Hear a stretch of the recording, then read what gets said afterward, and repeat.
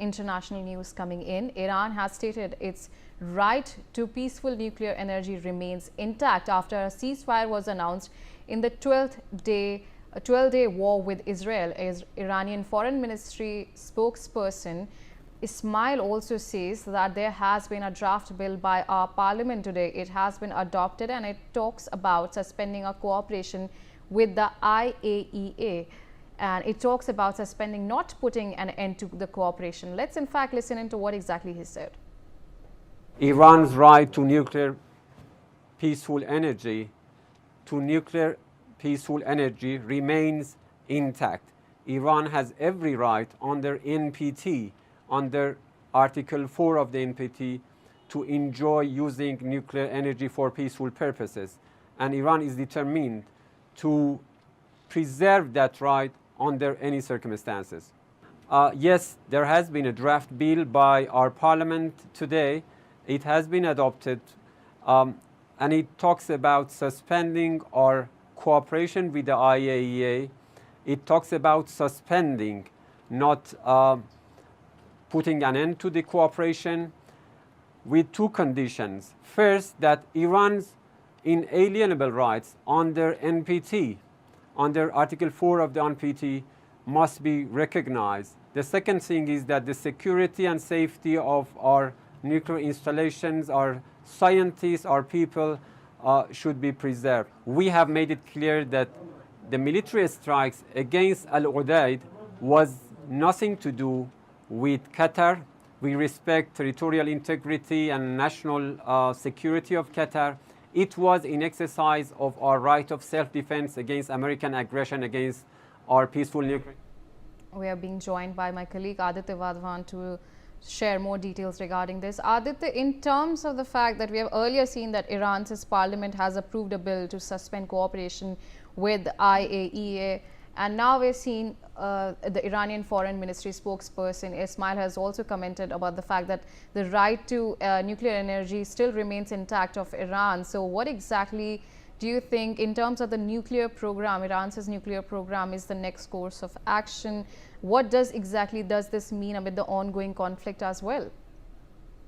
Well, absolutely, Ria. If you see, the Iranians have made it clear that they will definitely use nuclear energy for peaceful process, for exploring for civilian use. But however, as far as the nuclear enrichment nuclear program to make a nuclear bomb is concerned, they are now saying that they will not back down upon the enriched uranium which they have managed to shift.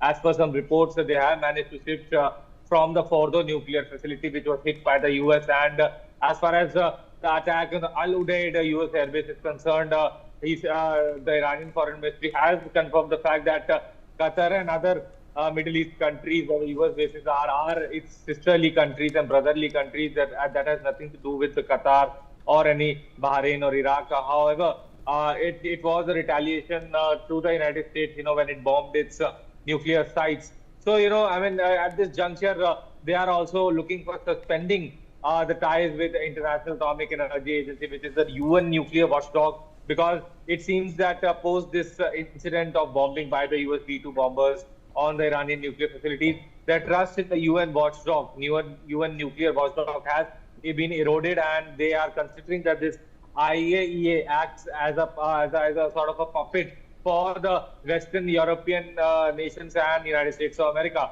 So at this juncture, it needs to be seen as to what further course Iran takes, because US has now warned that if Iran restarts its nuclear program, then it will face trouble. Yes, Ria.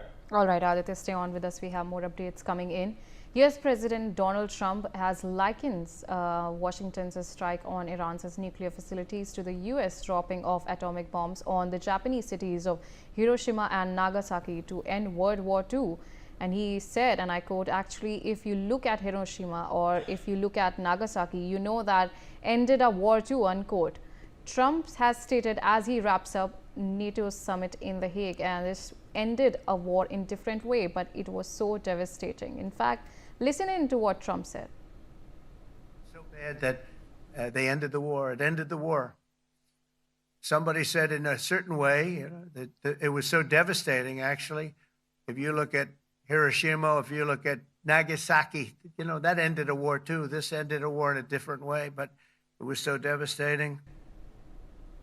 Aditya, very interestingly, that Trump has compared Hiroshima and Nagasaki to US strikes on Iran, and he has stated the fact that even then that ended the war, and now US strike has ended the war. So what do you make of his comment amid all of this?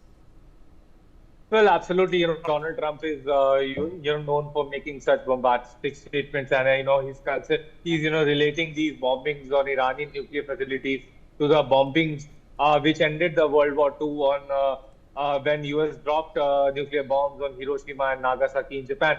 So at this juncture, he is making Iranians realize that if they don't stop at this juncture, there will be dire consequences for them. If they don't back on their nuclear program, there will be a problem for them. So he is suggesting that enough deterrence has been made so that the Iran do not start again to work on its nuclear program. Yes, Ria.